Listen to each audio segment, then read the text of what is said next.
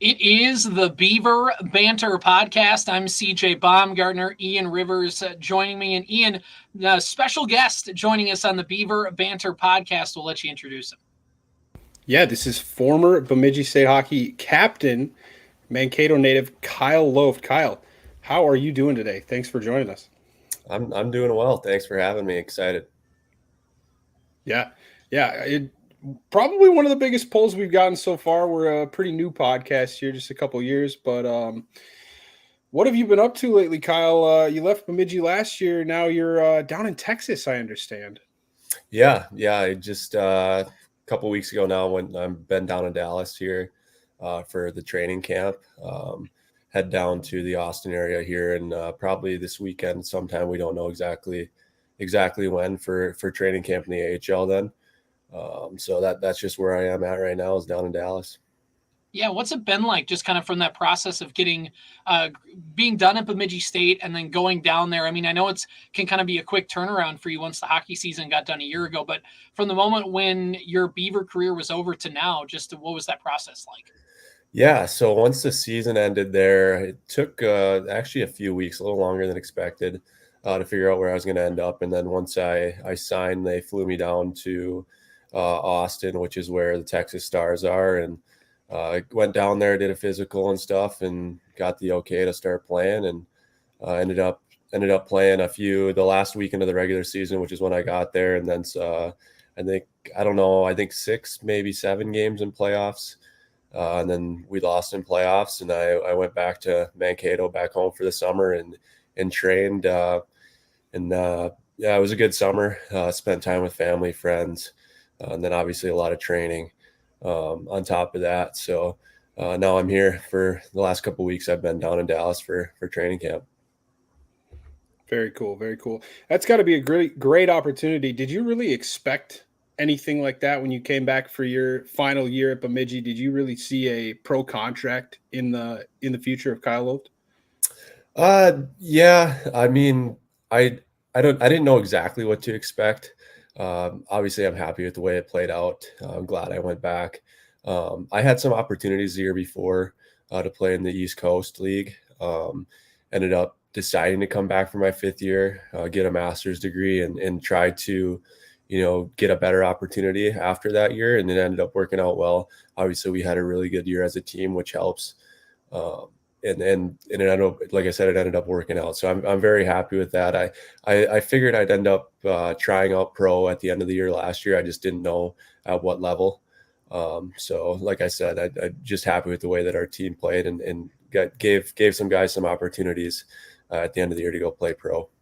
Let's go all the way back now. You mentioned being back home in Mankato. It's where you're from. And just kind of for people who don't know, from growing up, when was your earliest memories of playing hockey? And just kind of give us that timeline from that to when you got to Bemidji State.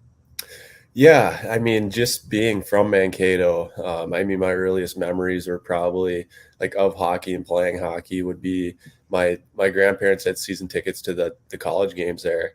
That helped me fall in love with the sport. Just going to those games, having season tickets, being around the college hockey atmosphere, gave me a dream of playing, at college hockey one day. Being out in the driveway, playing with a ball, with rollerblades, with my brother and sister, and then joining hockey. I think I was probably around 5 years old. I don't know the exact age, but my sister and I joined hockey. It must have been mini mites.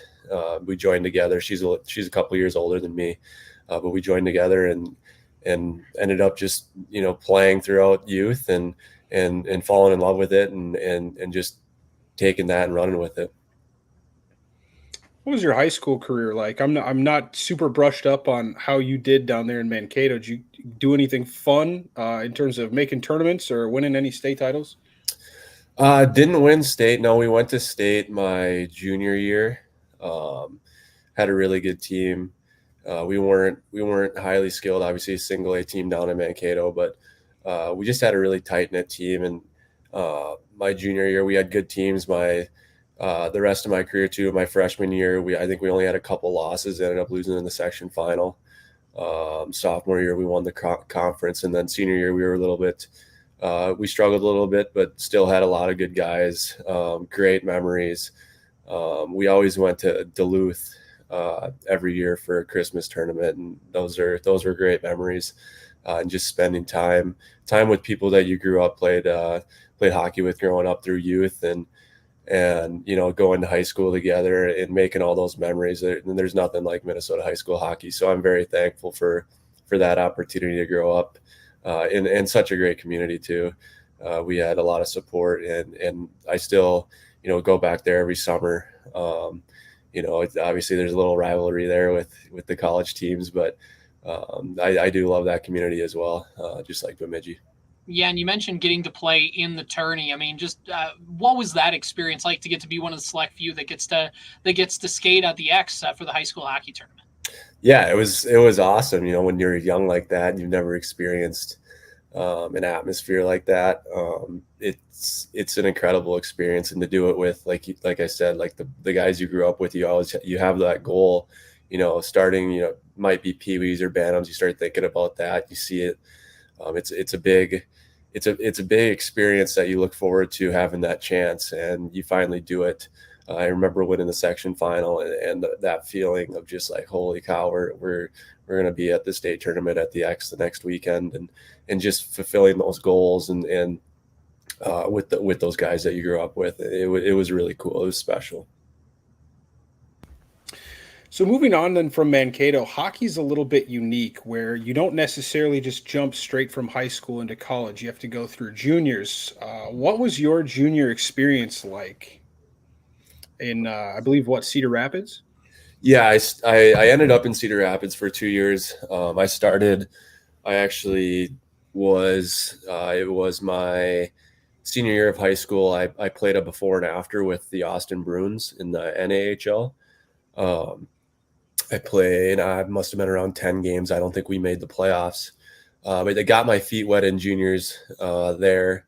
And then I ended up, after that, I got drafted to Dubuque. I was a late round pick in the USHL. Went to training camp there, ended up getting traded actually on the last day of training camp. So where all the roster cuts had to be made. I got traded to Cedar Rapids, which was only, an hour or two away from Dubuque, which is just a quick drive. Ended up getting there, played there for 2 years. Awesome experience. Mark Carlson does it right there. He helped me develop a ton as a player, as a person in that 2 years. Very thankful for that. So yeah, the CR it's a great organization in the USHL, great league. I'm sure you guys know that. But it was awesome. I played with a few Beavers there. It's a good pipeline through there. Yeah, and you mentioned that opportunity to get there and to grow and to do all that stuff. What were some of the biggest areas where you felt like, hey, I'm glad I was here because I grew in this specific area? What were some of those things where you were down there that made you into the player that you are today? Yeah, my defending was not like, I came out of high school thinking I was an offensive defenseman. Obviously, putting up points in high school wasn't easy, but it wasn't as hard as what I had imagined it would be in juniors. Even playing in the NAHL, I put up a few points in those 10 games.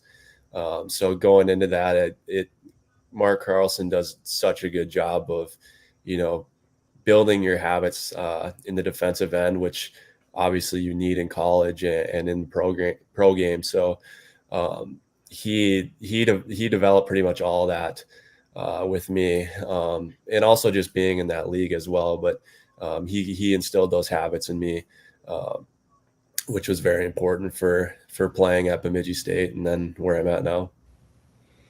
I want to talk a little bit about the recruitment process because I know it works differently for everybody in the hockey landscape. When did the recruitment process for you start, and how did you end up at Bemidji State? Yeah, so I think I talked to Eddie Olczyk for the first time in Austin.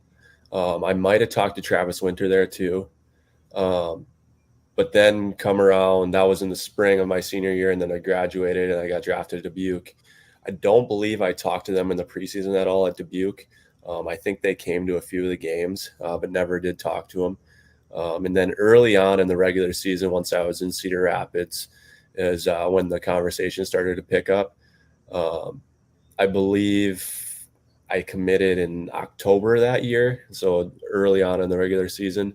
I think I visited. It must have been in the summer.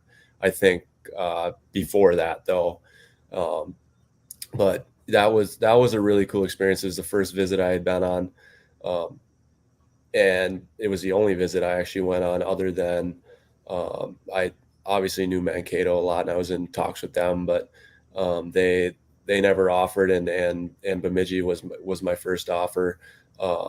That I was willing to, entertain, and that I knew that I loved the visit. It was close to home, but it was also away from home as well, which is part of the decision too. So it was really cool coming to Bemidji, where I didn't really know much about, and then getting that tour, and they really got me on, they bring you into the rink, they bring you to school. Like, I loved all that. I'm an outdoorsman. I love the outdoors. I love hunting. I love fishing, camping, all that stuff.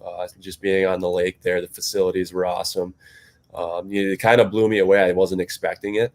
And then just to build that relationship with the coaching staff too, where I had trust in them. They felt like they had some belief in me. And then what they got me on too was the history part of the program, and they kept talking about the alumni and how much that meant to them, and the fans and the donors and all that, which hit home with me. It was cool to see that once you go through there, you still mean something, and that showed in the 5 years I was there too, which was really cool. So that was part of it too. But the best decision I've ever made so far. So it was a great 5 years, and I'm glad that recruiting process went how it did. What was it like in those early stages interacting with Coach Serratori, especially when you first got to campus, and just kind of that start? And what was it like when you got on campus and you finally got to start playing hockey? What was it like interacting with your teammates, coaching staff, all that? Yeah, I mean, you don't really know what to expect right away. You're a little bit oblivious to what's about to happen, right? You played high school, you played juniors, two different things, and then you get to school, right, where it's you're competing with each other, but you're also with each other for, it could be anywhere from 1 to 4 years, with 5 years with how COVID happened. But it was cool to feel like a part of something that you knew that you were going to be there for multiple years, and the culture was instilled in you right away. It took a little bit to learn, obviously, but everything that was pushed to you, that was between the coaching staff, the leadership group, and even guys who were just in their second year, you could feel that culture and what Beaver hockey was about right when you stepped on campus, which was really cool. Something that you didn't really expect because you just didn't know. But obviously Bemidji's known for their culture and how great it is. So that was one thing that stuck out to me. And, when you talk about culture, obviously it can mean a whole bunch of different things, but to you, what does that culture mean? What was it about Bemidji State culture to somebody who's on the outside looking into the program? What's different about it? Yeah, I mean, it's a brotherhood. It's a family. There's so much to Beaver hockey. It's a commitment to each other, to the program. You're part of something that's so much more special than yourself. And that's shown right away. The coaching staff is so committed to developing you as a human being, even before a hockey player. Sometimes there's steps that you need to take before you can take steps on the ice, outside the rink. You need to be that to play Beaver hockey. You need to be both sides of it. And I don't feel like some programs are like that.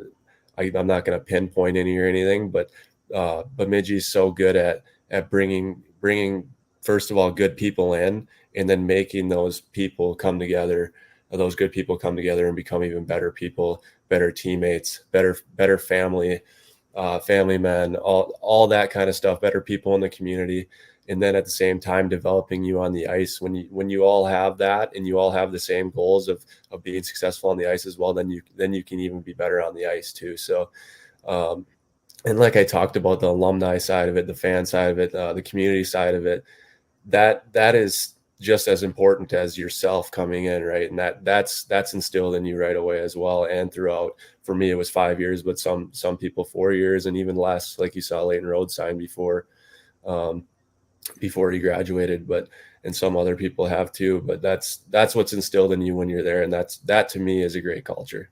Ian, I know you want to get a question, but I got just one more follow-up to that is, you talk about the community, and I mean, Bemidji is a hockey town. It's a D1 hockey school. The Sanford Center's a beautiful arena right there out on the lake. I mean, what's it like to be around the community as a member of that hockey team? Just how special was it, and how did that mean to you?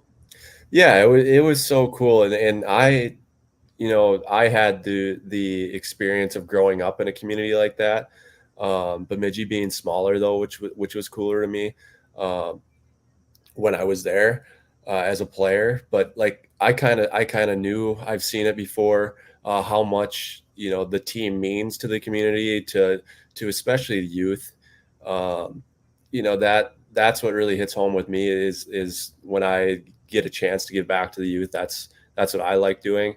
I like it all. I like going to whether it's to sponsors or dinners with donors or whatever it might be too. That's awesome too. But just growing up as the little kid that looked up to college players, and then being a college player, Division I athlete at a small community that has their full support to Beaver hockey. That was a great experience too. It didn't feel real at times, but you feel the tight knit community, and you feel special, even though you feel like you maybe shouldn't be. But that's how it is in Bemidji. Do you have any players early in your career, first year or two, that made it especially easy on you to make the transition to the college level, either on or off the ice? Yeah, I mean, the first one that comes to mind for me is Tommy Muck. He was captain. Well, Adam Brady was as well, but Tommy was defenseman, and obviously myself being a defenseman, he helped right away. That's for sure. That those guys are scary when you first get there, especially leaders.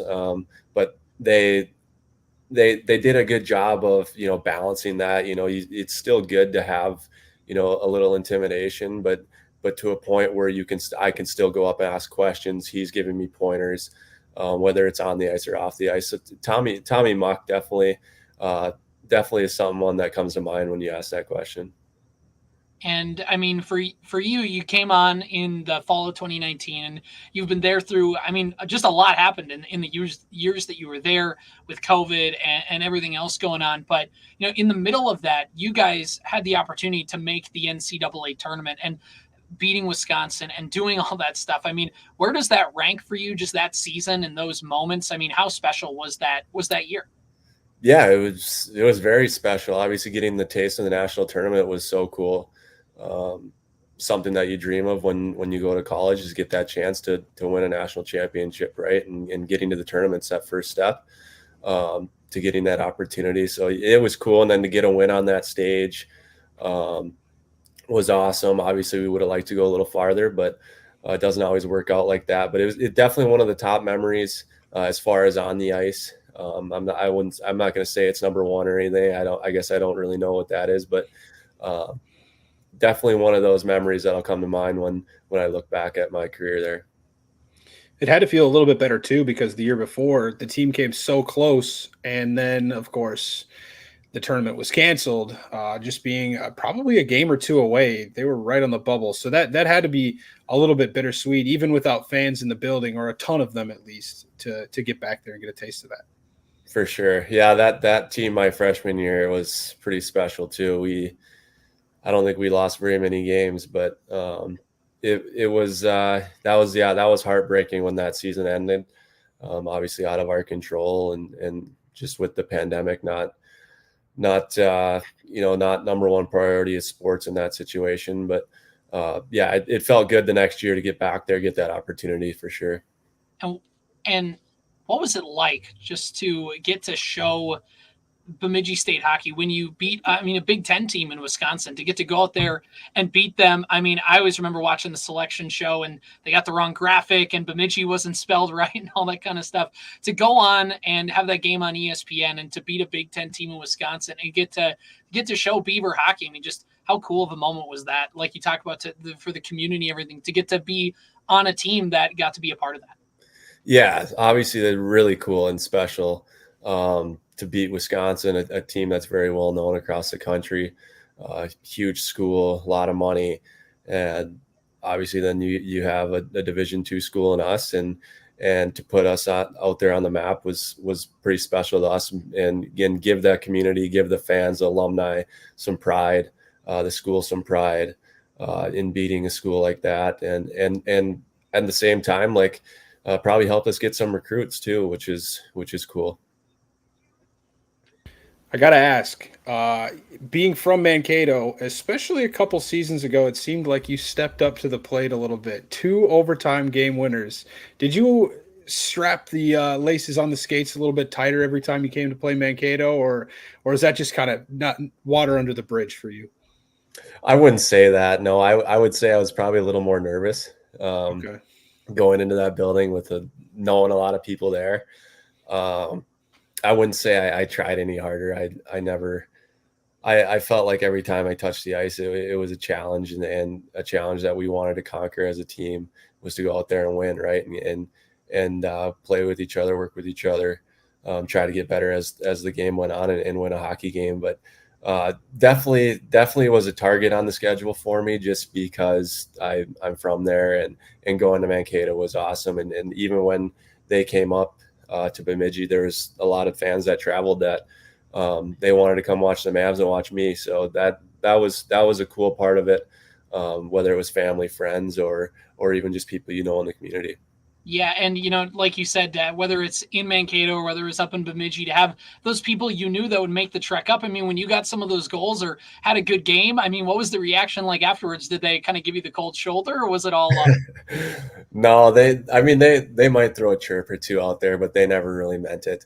It'd be with a laugh or a high five, or a lot of them actually, they would root for me, and if I knew them, or even sometimes if you don't, they still root for you because they want the community to succeed, even against whether it's their hometown team or not. So there hasn't been a lot. There's only been a couple Division I players come out of Mankato through the youth and through high school. So I think a lot of people are rooting for that, trying to build that up there.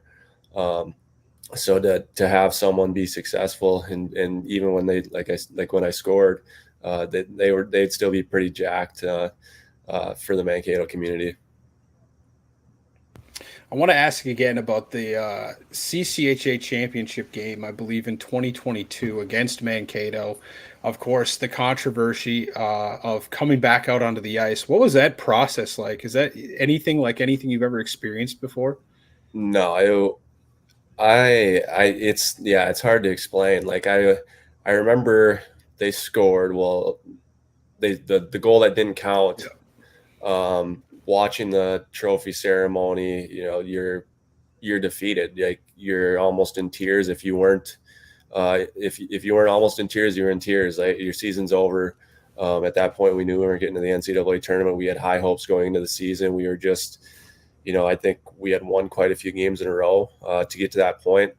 We were pretty hot. If we didn't win, whatever it was, how many games in a row, we had only lost 1 or 2 in the last 12 or whatever it was. And, we truly thought we were going to win that game, and we were so close. Like we were a bounce away from winning the game. And then you go back into the locker room, and as we were walking back to the locker room, our scratches came up to us and we're like, hey, it's no goal. Like they're showing us the video on their phone. And we're like, what the heck? Like what's going on here? So I think Tom went back onto the ice.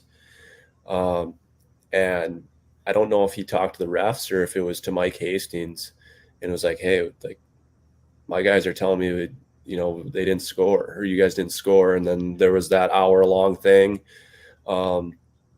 You go from totally defeated to, there's a little hope, to we're an hour into this thing. Like I've never touched my phone probably hour or two before the game, and I'm texting people like, hey, come back, this game might be on. Like your mental state isn't, you're not playing a game.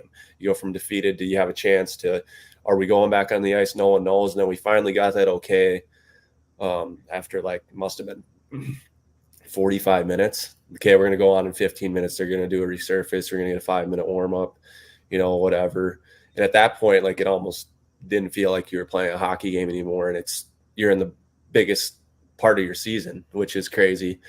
And then went out there, obviously lost again, which was tough, but it was the craziest experience I've ever had in sports.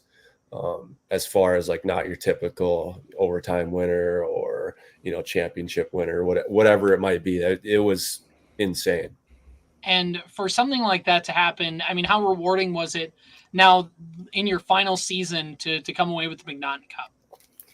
Yeah, obviously you go 4 years and you don't win anything, and I think so my freshman year obviously got canceled, didn't even get to finish playoffs. We were 1 game away from winning the MacNaughton or a share of it that year. Sophomore year, we were 1 win away from a regional final title. Junior year, we had the Mason Cup final loss, and then senior year we didn't make it very far in playoffs, but that was a huge goal of mine, especially as a leader and being there for so long and not winning anything, was to come back and win and have something to show for it, right? And to be able to do that in the fashion that we did it too, obviously with the injury too, I wasn't sure if I was even going to play again that season, and to have the group that we had and did it, and I think I don't even remember, was it 9 games in a row at the end of the regular season or something, 8 games we won in a row to win in a tight race to win the MacNaughton Cup, and ended up not being even tight because we came together and won all those games and just became a family, which is so cool. Something that we'll never forget. So it was really, really special. I know that the season didn't end the way you guys wanted to in the Mason Cup final, but I mean, in those playoff games leading up to it, and even the beginning at the Sanford Center, I mean, was that kind of the most lively, or maybe the most, there's obviously been good Sanford Center crowds, but was it just on a different level in that playoff run? For sure. Yeah. You could feel the energy in the community, whether you were at the rink or you were, at Walmart, or you could, social media, you could just feel that energy of people were excited to watch Beaver hockey, which was cool. And then obviously during the games, it was insane. That Mason Cup final was awesome. Probably, I guess, I don't know, but one of the top games in the Sanford Center, right? For attendance, fans, energy, what we were playing for. Very, very cool experience. Very thankful to have that. And just, I think it's so cool that we showed what Beaver hockey can be, what Beaver hockey hopefully can. Obviously, you're not going to get a championship atmosphere every game, but hopefully the fans can realize how fun it can be, how rewarding it can be to show up and be that supportive in the stands, and hopefully continue to do that with success this year with the team, because it definitely helps in that aspect, helps the team win, but the team also knows that they got to win to get that full on support too. So hopefully what I'm saying is Beaver hockey can build on that with the team and the fans this year. Yeah, that's always a huge hope of ours too. I mean, that was one of the big things last season. I made it to, I think, 6 games, and almost every game that I went to, you guys had something. I went to the icebreaker tournament, and that game against Wisconsin, Matthias stood on his head in the net, and then the overtime win against Army. I made it back up for the 6-4 comeback against Michigan Tech. I went to the MacNaughton Cup games, the games against Mankato, which were amazing to watch, and then I went to the Mason Cup championship game as well. But yeah, I mean, you guys had a flair for the dramatic last year, the comeback against Michigan Tech. And I think it was the weekend after that, you were in Mankato and you're down 2 goals at the end of the game and you score 3 to win. What was there had to have been some sort of fight in this team. Talk to us about that a little bit. Yeah, I think it was the character. Like we were so competitive, especially in practice too. Like every single day in practice, we were playing for something. Um, most of the time it's just push-ups, but there was a lot more to that too. Like it was for our pride too. Like we wanted to say we won, whether it was in mini games or the drill or whatnot, and just having a team that close and be able to have that friendly competitiveness. Like it's not always friendly, but like it deep down it is. Um, and just and then to experience that in games where like you're never out of it. You have a really good goaltender.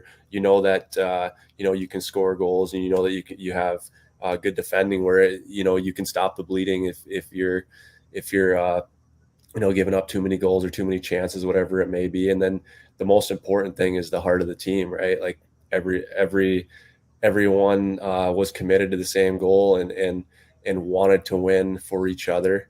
Um, and and it ended up like you said, that Michigan Tech game, that Mankato game.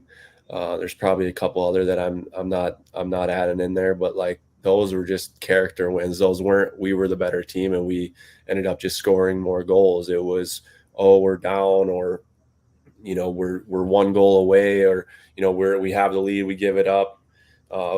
Whatever it may be, like we're never out of it. We keep pushing, we keep trying to come back, and we ended up pulling off a couple of those, which was where kind of like where I guess I knew, like the leadership group knew, like you always believe that you have a special group, but that's when we kind of knew we had a special group that could do something really cool. And now, as you are, done with your player stage in Beaver hockey, how close have you been to the program since you've left? How much in communication are you with coaching staff or players, former teammates? I mean, what's your role been now that you're an alumni? Yeah, I actually FaceTime Matthias Scholl last night. We lived together, um, and then talked to a bunch of the roommates last night that they're living with now, and which was cool. Like we're always texting, whatever, texting with the classmates. Like we still have group chats that are going off all the time. Um, excuse me. When I went down there, I think it was a few weeks before I came to Dallas. I went up there and just did some training, some skating with them. Talked to the coaching staff for a while, whether it's just how's it going or whatnot, or what's my advice to better the program, or so it's different now. I'm not playing or anything, but like you're still, especially when guys there, you live with guys there, you're still talking to them, you still have that relationship. I'm sure it will change over the years, obviously, but like you still want to be involved. It's got Beaver hockey is a special place in my heart and always will. So any way I can be involved, I'll be involved. So and obviously the coaching staff I know really well. So we'll always be in communication. I'm hoping that I can get up there while I'm playing at least, and do at least a couple days or whatever, just to see how the guys are doing, and getting a couple practices in to get my legs going for the season too. So it's always special going up to Bemidji for me. I got one more thing about your playing career. I mean, last season for you was kind of a renaissance of your offensive game. You over doubled your career point total in one season. What went into that? Was it just more time on the ice? Was it a role change that the coaching staff told you to be more aggressive offensively? What happened there? I say it was just luck. No, it was. I mean, obviously, it starts with your teammates, right? Like we had a good year, so I give a lot of credit to the team, to my teammates, the coaching staff putting me in good situations that benefited the team and myself, and then obviously getting some more power play time helps with points.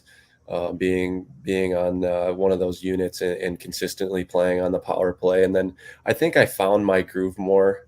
Like you said, I got some more ice time. I got some more opportunity, whether it was 5-on-5, 4-on-4, 3-on-3, even power play, penalty kill.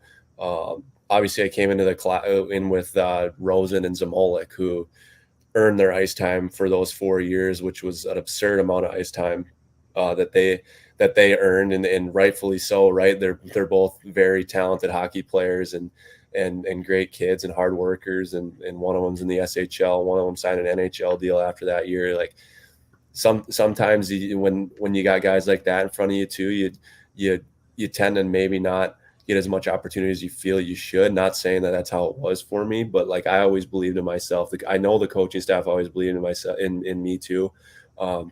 Sometimes when you get, like you said, a little bit more opportunity to take advantage of it, or you have good teammates too as well that help you take advantage of it. That's just how the cards fell. So yeah, I think just having that confidence too of being a fifth year also helped. I mean, I think you saw it with Carter Jones as well. It doesn't always work out like that with fifth years, but like I said, it also helps when you have a good team, and we won a championship in the regular season, which helps too. So looking ahead now to this coming hockey season, which isn't too far away for the Beavers, I know that you've been focused on the pro career and stuff like that, but how much do you know about this incoming team? And they're expected to be pretty good in the CCHA. What's kind of your preseason expectations for this next season of Beaver hockey? Yeah, I'm excited to follow.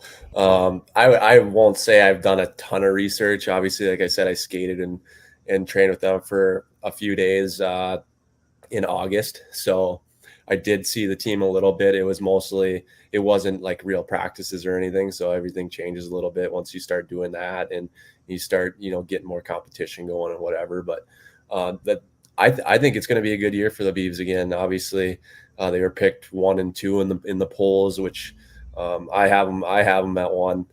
No bias there, but I think they'll have their challenges. They'll have their success, like every good team does.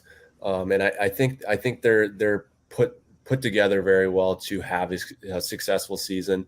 Obviously, starting with the coaching staff, you have a great coaching staff that's going to put them in the right spot to give them that opportunity to do it. And then you have a leadership group that's great.